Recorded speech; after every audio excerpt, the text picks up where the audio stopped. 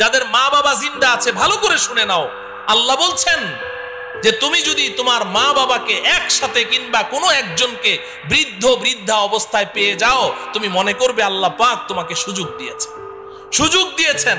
মাকে পেয়েছো, বাবাকে পেয়েছো বা উভয়কে পেয়েছো, তো আমি আল্লাহ তোমাকে 5টা কর্মসূচি দিচ্ছি। কয়টা? খুব মনে রাখেন, 5 কর্মসূচি আল্লাহ দিয়েছেন। 1 নাম্বার হলো ফালা তাকুল্লাহুমা উফ। ফালা তাকুল্লাহুমা উফ।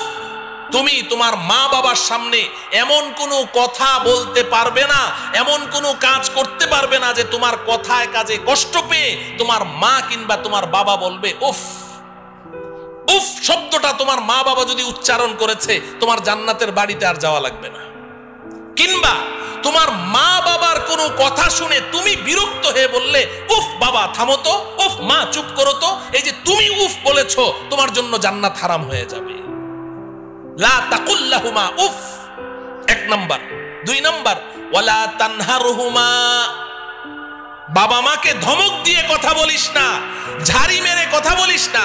তোর হাতে, তোর শরীরে এখন অনেক শক্তি আছে, তো মা বাবা দুর্বল হয়ে গেছে, এখন মা বাবার সাথে ধমক দিয়ে কথা বলবি, ঝাড়ি মেরে কথা বলবি, আমি আল্লাহ এটা তোর জন্য হারাম ঘোষণা করলাম। ধমক দিয়ে কথা বলিস না। লা তানহারহুমা। 3 নম্বর কর্মসূচি ওয়াকুল লাহুমা কওলান কারীমা।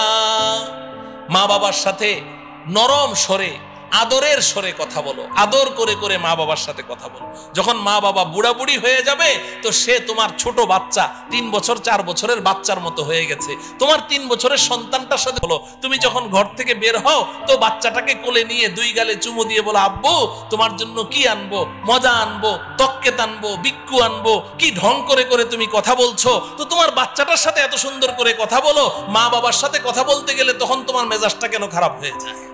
সেম সেম সেম সেম মা বাবার সাথেও আদর করে করে কথা বলতে হবে। ওয়াকুল্লাহুমা কওলান কারীমা।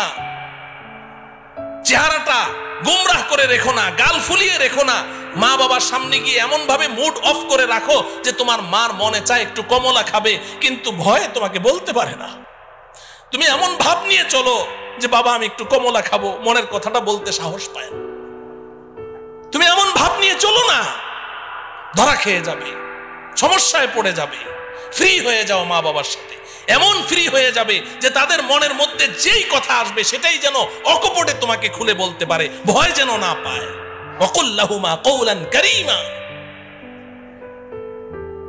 4 নম্বর কর্মসূচি আল্লাহ দিচ্ছেন ওয়াখফিদ লাহুমা জানাহাজ যুল্লি মিনার রাহমা। এই যুবক, মা বাবার সামনে তোমার বিনয়ের 2টো ডানা বিছিয়ে দাও। মা বাবার পায়ের নিচে তোমার বিনয়ের 2টো ডানা বিছিয়ে দাও, একদম নরম হয়ে যাও, নরম হয়ে যাও। 4টা কর্মসূচি আল্লাহ দিয়েছেন। এইভাবে মা বাবাকে লালন পালন করো। এক সময় মা বাবা চলে যাবেন, তুমি ঋণ পরিশোধ করতে পারোনি, কোনোদিনও পারবে না। তোমার গায়ের চামড়া খুলে দাও, তাও ঋণ পরিশোধ হয়নি। মা বাবা তো চলে গেছেন। 4 কর্মসূচি তুমি পালন করেছো। এবার আমি আল্লাহ তোমাকে 5ম আরেকটা কর্মসূচি দিচ্ছি।